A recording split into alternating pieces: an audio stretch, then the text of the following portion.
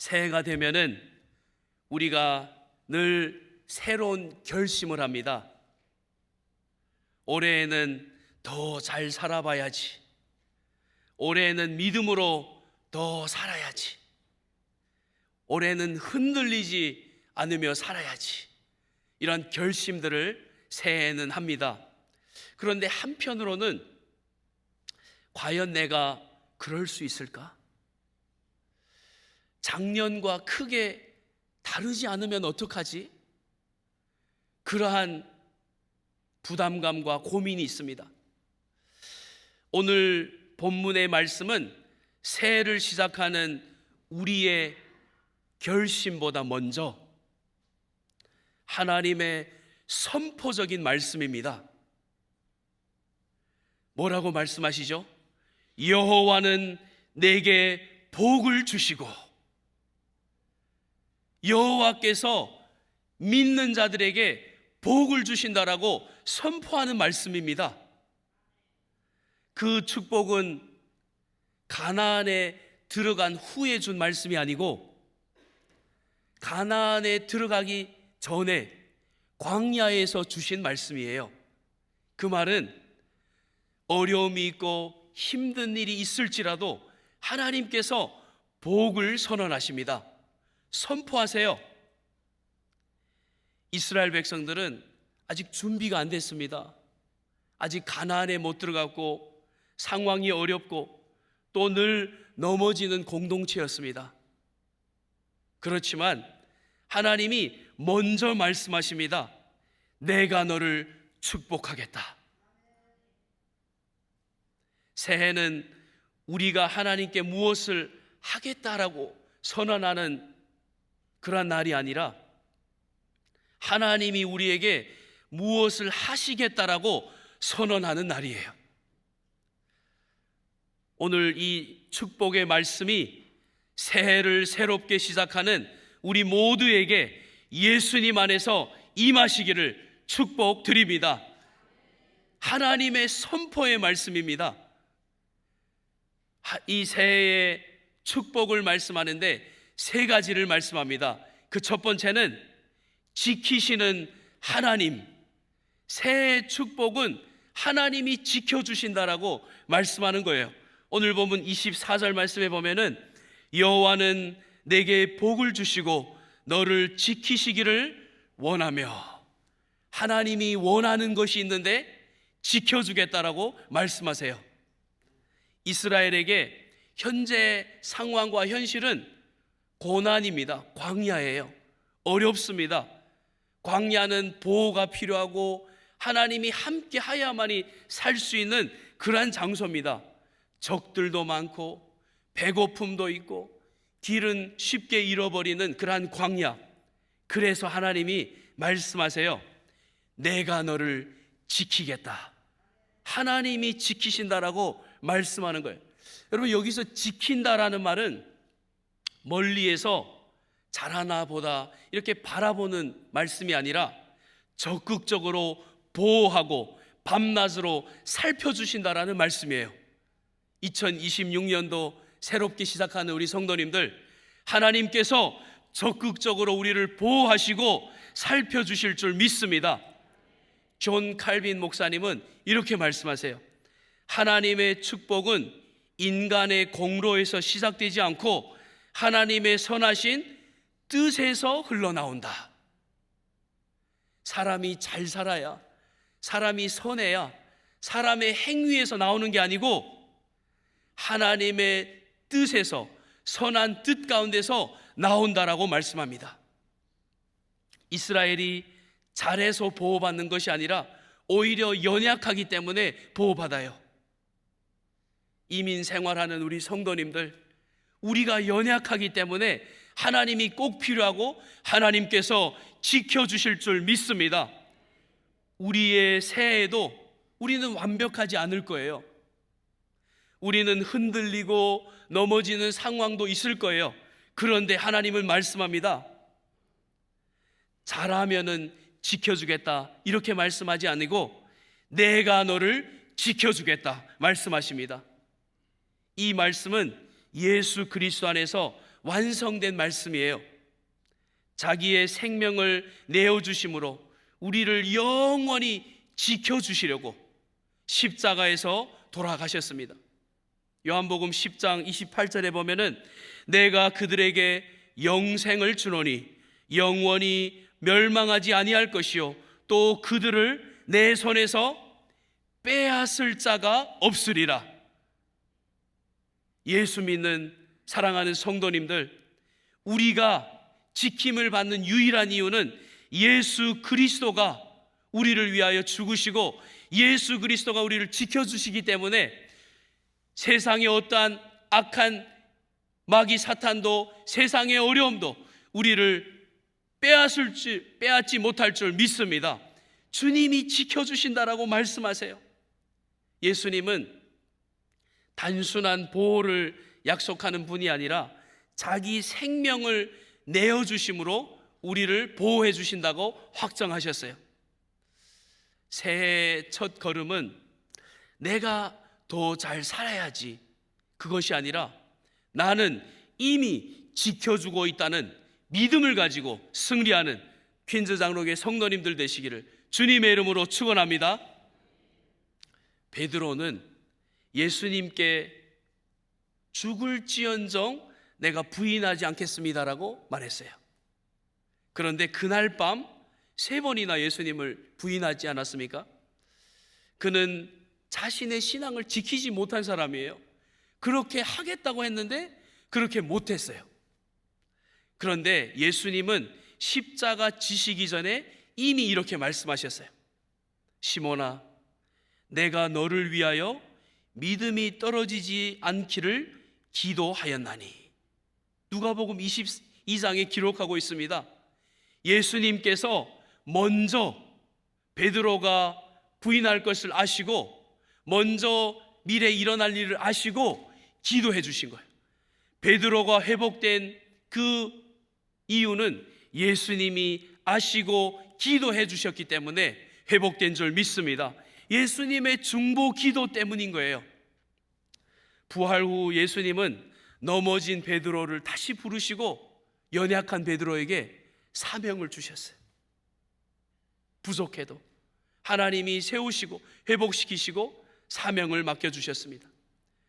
지켜주시는 축복, 오늘 우리가 이 축복을 받을 수 있는 유일한 이유는 우리가 알지 못할 때에, 우리가 한치 앞을 모를 때에, 2026년도를 모를 때에 하나님께서 뒤에서 보호하시고 인도하여 주신다는 축복이에요.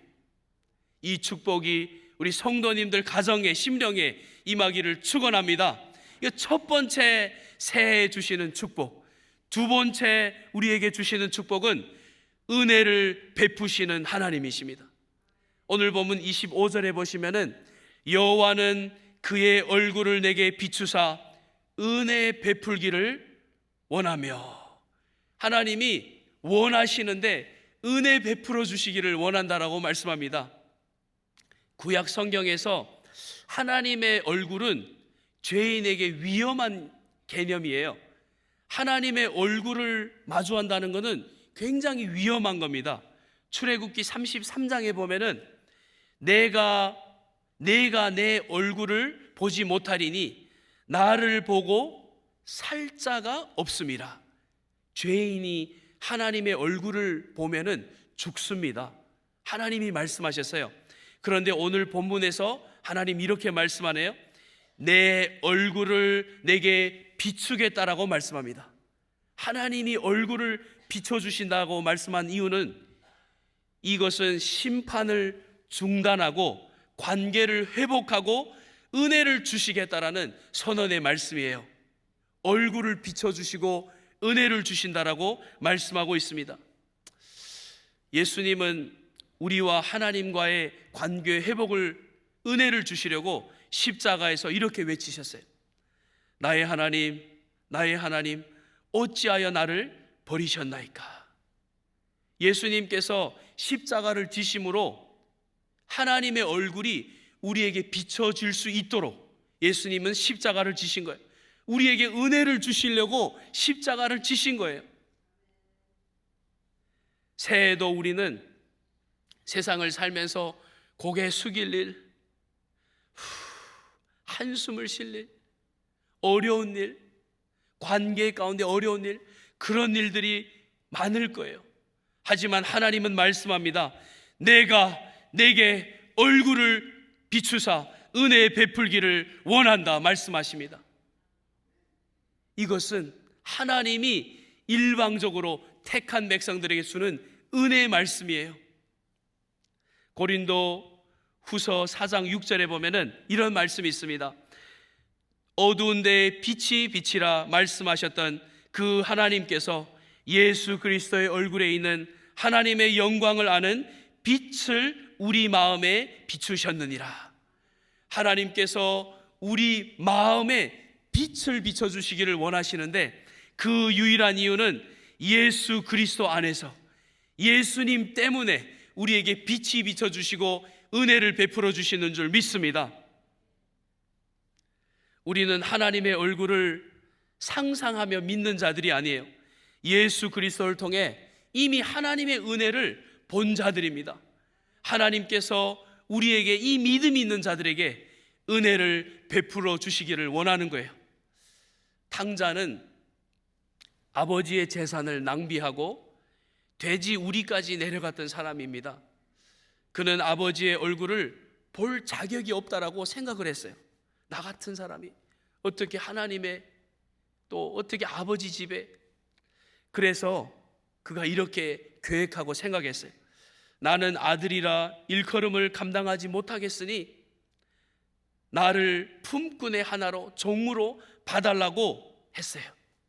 그런데 이 아버지는 아들의 고백이 끝까지 말하기 전에도, 들려지기 전에 먼저 달려가서 아들을 안고 안아주셨어요. 탕자의 회복은 탕자 자신에게 있는 게 아니라 기다려주시고 얼굴을 돌리지 않은 아버지께 있는 줄 믿습니다.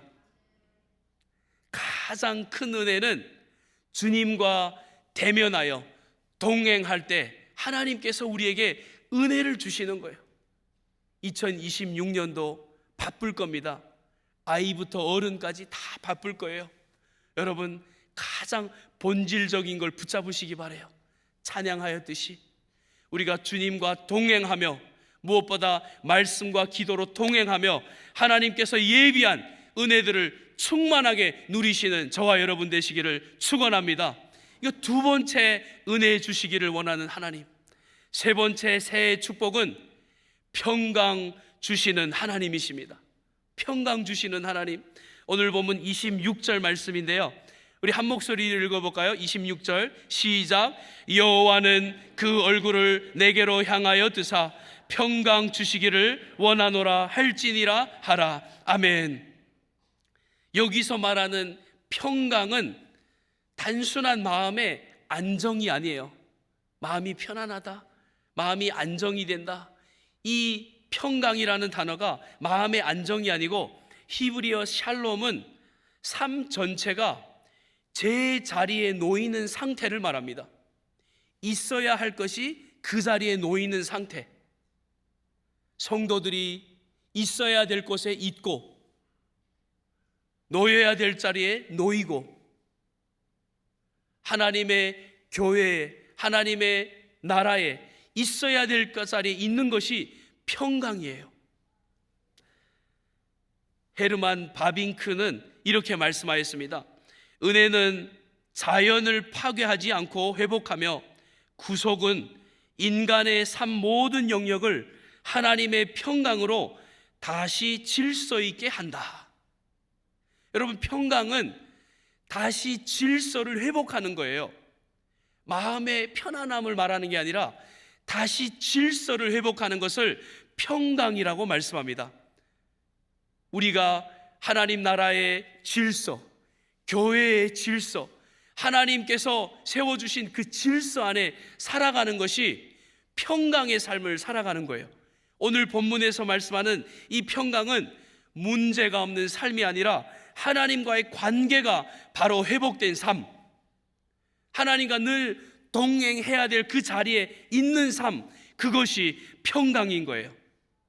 에베소서 2장 14절에 보면은 그는 우리의 화평이신지라 둘로 하나를 나누사 원수된 것을 곧 중간에 막힌 담을 자기 육체로 허시고, 예수님께서 우리 삶 가운데 평강을 주시려고, 화평을 주시려고 예수 그리스도가 하늘과 이 세상의 죄인을 화목시키려고, 화평시키려고 십자가에 못 박혀 죽으셨어요. 평강은 감정이 아니라 십자가로 회복된 관계인 줄 믿습니다. 평강은 예수님 안에서 있는 거예요. 평강은 평강을 주시는 분, 평강이 임하는 것이 아니라 예수님 자체가 평강인 줄 믿습니다. 예수님 자체가 평강이에요. 예수 그리스도가 내 안에 있으시면, 평강의 주님이 내 안에 오시면은 평강인 거예요. 환경이 흔들려도, 삶이 완벽하지 않아도 그리스도 안에 있는 자는 이미 평강 안에 있는 줄 믿습니다. 예수 안에 있기 때문에. 바울은 감옥에 있으면서 아무것도 염려하지 말라라고 성도들에게 편지를 썼어요. 교회에. 그는 감옥에 있었습니다. 평안한 평강의 환경이 아니었어요. 그럼에도 그는 교회에 아무것도 염려하지 말라라고 편지를 보냈어요. 그가 이렇게 고백할 수 있는 이유는 나는 어떤 형편에도 자족하기를 배웠다라고 고백합니다. 성도님들, 2026년도 예수 믿으면은 어려움이 없는 게 아니에요. 우리 삶 가운데도 가정마다 환경마다 어려움이 올 거예요. 하지만 예수 안에 있는 자들은 이겨낼 줄 믿습니다. 평강의 주님이 내 안에 계시기 때문에 이겨낼 수 있는 거예요. 바울의 평강은 상황의 결과가 아니라 그리스도와의 관계에서 나온 평강이었습니다. 바울의 평강은 쇠사슬이 풀렸을 때 온 것이 아니라 그리스도와 함께 계셨기 때문에 주어지는 평강이었어요. 가장 큰 평강은 평범하게 예수 그리스도와 매일매일 동행할 때 평강이 임하는 줄 믿습니다. 여러분, 매일매일 평범한 삶이 얼마나 복된 삶인지 모릅니다. 날마다 성도가 있어야 할 될 자리에 평범하게 말씀과 기도로 매일매일 살아가는 그 삶이 하나님과 동행할 때, 하나님의 임재를 느낄 때, 그것이 우리에게 주어지는 가장 큰 평강이에요. 오늘 새해를 시작하면서 하나님께서 본문에 세 가지 새해 축복을 말씀합니다. 첫 번째는 지키시는 하나님, 두 번째는 은혜 베푸시는 하나님, 세 번째는 평강 주시는 하나님. 제가 새해를 시작하며 지나온 세월들을 쭉 돌아봤어요. 제가 여러분보다 오래 살지는 못했지만 뒤를 돌아보니까 언제 가장 하나님께 감사하고 나에게 은혜라고 생각하는가 돌아봤더니, 제가 3년 동안 펜실베니아에 학교를 다닌 적이 있습니다. 신학교를 펜실베니아 다녔는데, 그 펜실베니아를 이렇게 통학을 했습니다. 왜냐하면 가족들이 여기 있기 때문에 화요일 또 토요일, 때로는 목요일, 이렇게 두 번, 세 번 매주 펜실베니아를 3년 동안을 통학을 했어요. 근데 그때 그 생각을 하면은 공부하는 것도 어렵죠. 신학 공부하는 게 얼마나 어려워요. 근데 가장 어려운 거는 공부하는 것보다 3년 동안 갔다 왔다 운전하며 다니는 게 어려웠어요. 3년 동안 다니는 게요, 왜 어려웠냐면은 수업을 10시까지 하고 집에 돌아오면은 때로는 1시, 새벽 1시가 되었어요. 그래서 밤에 운전하는 게 어렵잖아요. 졸리고 너무 힘들잖아요. 그래서 한 번은 너무 졸려서 이대로 가다는 내가 사고가 날 것 같아. 그래서 주차장에 서비스 도로에 차를 세워놓고 30분만 자고 집에 가자 했는데 일어나니까 새벽 4시였어요.